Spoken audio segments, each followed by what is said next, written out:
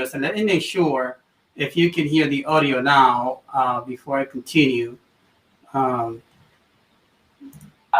know I did a couple of transmissions. Very good. I think you can. Okay, good. And so just wanted to say happy Valentine's Day, everybody. I know there's a lot going on. What I tried to do earlier today was I had a few Zoom meetings, and I wanted to live stream one, and I tried, but apparently when you're in Zoom, sometimes the audio, the mic takes over while you're doing the Zoom video call, and so it's not able to share with the transmission on Facebook, though sometimes it works okay. I don't know what happened this time, so I apologize for those of you who turned into to watch it and couldn't listen to anything. It was actually very, very interesting.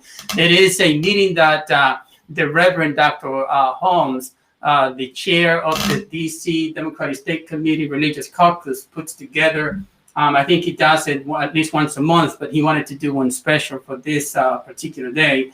And it was unfortunate that you guys weren't able to be in it. There were about 18 people or so that started watching it on the Zoom when I live streamed the show. It grew a little bit more later, but I wanted to just give you the experience to listen to all the people that were doing incredible testimonies about God and love and everything in between. So it was very exciting. And so I'm sorry that I wasn't able to bring that transmission to you. But just a lot of things going on right now. One of the things that you can't help but talk about is this acquittal of our president, former President Donald Trump. Expected, there's no doubt in nobody's mind that, in anyone's mind, that the president, the former president, was responsible for the insurrection of the U.S. Capitol on January the 6th. But it became, like a lot of things in Congress, it became a partisan issue. And as you could tell, it was going to go that route, the acquittal of the president, that is. But may something like this never happen again. And the one way that we could have ensured that it didn't happen was if we were able to convict this former president to ensure that he could never run again. Though I doubt that if he runs, he'll win.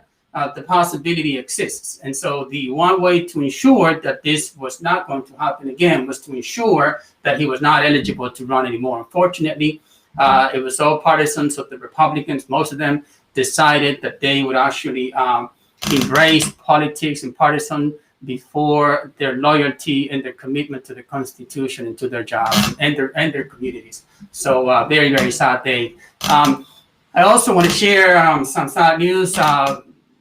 At least to me, very sad that the maestro Johnny Pacheco is hospitalized. I learned that earlier today from Kika, who told me this, and then of course it's all over the news. Now, Johnny Pacheco is an iconic figure, really worldwide. He founded a record label called Fania All Star, who ultimately was responsible for creating the genre of salsa.